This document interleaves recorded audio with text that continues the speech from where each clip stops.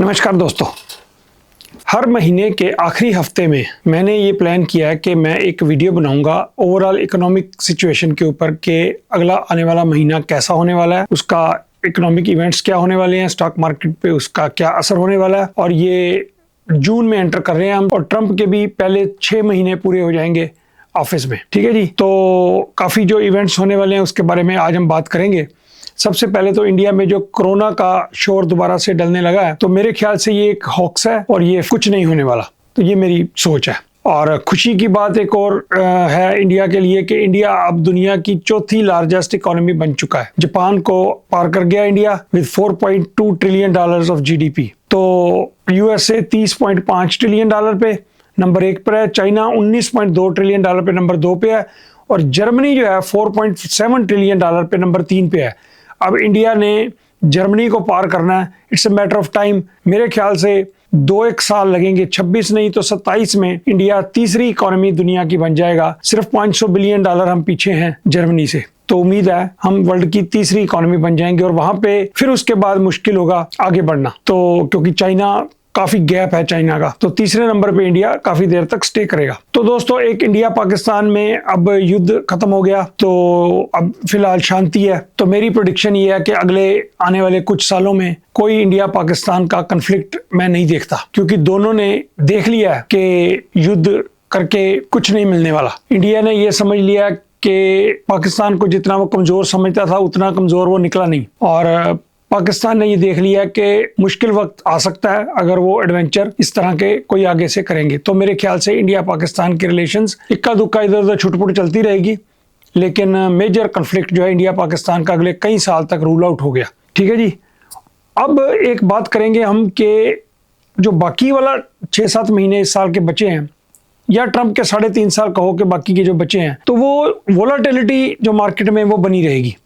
क्योंकि ट्रंप की एक बात समझो, आप क्या करने की कोशिश कर रहा है ट्रंप जो है ना, एक मैक्रो इकोनॉमिक जो सिचुएशन है दुनिया की, जो basic fundamental basic fiscal situation है, उसको चेंज करने की कोशिश कर रहा है वो। ठीक है, तो ये पॉसिबल नहीं है इस वक्त, लेकिन वो कोशिश करेगा, क्योंकि जो ये ग्लोबल रीसेट होना है ना, उसका वर्ल्ड इकोनॉमिक ऑर्डर जो चेंज होना है, वो उस चेंज जो है वो दरवाजे पे दस्तक दे रहा है, और हलचल तेज होगी। बाकी के 3.5 साल जो ट्रंप के हैं उसमें हलचल तेज रहेगी, क्योंकि ट्रंप जो है ना वो अपनी डेस्परेट कोशिश जारी रखेगा इस सिस्टम को रीसेट करने के लिए। He wants to be like known as a extraordinary president. लेकिन ये बात याद रखनी है कि जो ट्रंप इस टाइम कोशिश कर रहा है वर्ल्ड सिस्टम को चेंज करने के लिए, तो अमेरिका की गवर्नमेंट इस टाइम बहुत स्ट्रॉन्ग पोजीशन में नहीं है, क्योंकि इनका जो फिस्कल डेफिसिट है, बहुत ज्यादा खसारा जिसे हम हिंदी में कहते हैं, अमेरिकन गवर्नमेंट का बहुत ज्यादा खसारा है। और ये देखना है कि ये किसको कैसे हैंडल करता है, क्योंकि यूएस गवर्नमेंट की पोजीशन अभी बहुत स्ट्रॉन्ग नहीं है। तो इकोनॉमी चाहे ठीक हो, लेकिन गवर्नमेंट की पोजीशन अच्छी नहीं है, लेकिन ये अपनी कोशिश जारी रखेगा, तो इसलिए जो मार्केट में वोलेटिलिटी है वो चलती रहेगी। और एक और चीज बहुत देखने वाली है अगले कुछ समय में, कि यूएस कंपनीज ने, बड़ी टेक कंपनीज ने जो आर्टिफिशियल इंटेलिजेंस में बहुत सारे पैसे झोंके हैं पिछले 5-4 साल में, उनकी इतनी हाइप बना रखी है, तो अब ये देखना है कि वाज इट वर्थ इट, जितना पैसा उन्होंने लगाया है क्या वो जायज था, उसके रिजल्ट भी आएंगे। तो बिग टेक कंपनीज जो हैं, बिग टेक कंपनीज अमेरिका की, उनके लिए ये आने वाला वक्त जो है निर्णायक है।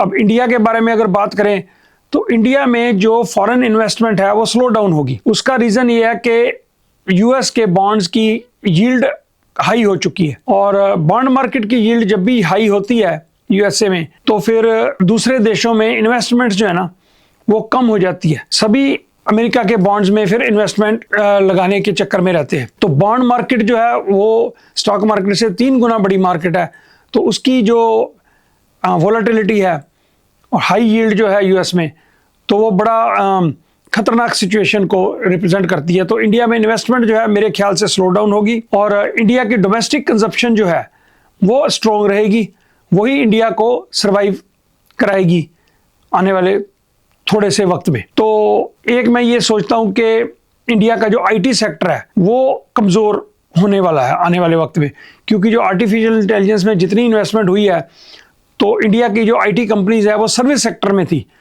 तो उस सर्विस सेक्टर में ह्यूमंस को रिप्लेस करेगी आर्टिफिशियल इंटेलिजेंस। तो आने वाले कुछ देर तक इंडिया की आईटी कंपनीज के रेवेन्यू जनरेट की जो ग्रोथ है वो स्लो डाउन होगी मेरे ख्याल से। तो इंडिया की स्टॉक मार्केट की प्रेडिक्शन मेरी ये है कि ये कोई ड्रास्टिकली ऊपर नहीं जाएगी। जो ब्रेकआउट होता है ना, कोई ऐसा कारण नहीं है, ना इंडिया की ना किसी और देश की भी, अमेरिका की भी, बहुत ज़्यादा ड्रास्टिक अपसाइड पोटेंशियल में नहीं देखता। सो साइडवेज टू लोअर इंडिया की मार्केट भी यहीं कहीं खड़े रहेगी या नीचे जाने के चांस होंगे, ऊपर ब्रेकआउट का कोई पॉसिबिलिटी नहीं है। और जो इसलिए मैं कह रहा हूं कि एडवाइस मेरी ये रहेगी, जो बुलिश स्पेकुलेशन लोग करना चाह रहे हैं या चाहते हैं, सोच रहे हैं, तो वो अवॉइड करें। तो इस टाइम इंडिया की रियल एस्टेट और होटल इंडस्ट्री वो भी स्लो डाउन होने के चांसेस हैं। फार्मास्यूटिकल इंडस्ट्री ठीक रहेगी, बैंकिंग भी ठीक रह सकती है। और जितना पैसा बचा के रखो उतना बेहतर है, क्योंकि वक्त आएगा उस पैसे से अच्छे स्टॉक्स अच्छे भाव पे मिलने के चांस आने वाले वक्त में रहेंगे। तो ये मेरी प्रेडिक्शन है आने वाले कुछ वक्त के लिए। और मई की एंड में हमने जो ये विश्लेषण किया, तो अब जून के एंड में फिर हम विश्लेषण करेंगे। अगर कोई बिग चेंजेस हुई तो फिर ये अपने विचार मैं बदलूंगा ज़रूरत के मुताबिक। तो ठीक है जी, फिर मंथली अपडेट के लिए जून एंड में फिर मिलेंगे। तब तक के लिए नमस्कार।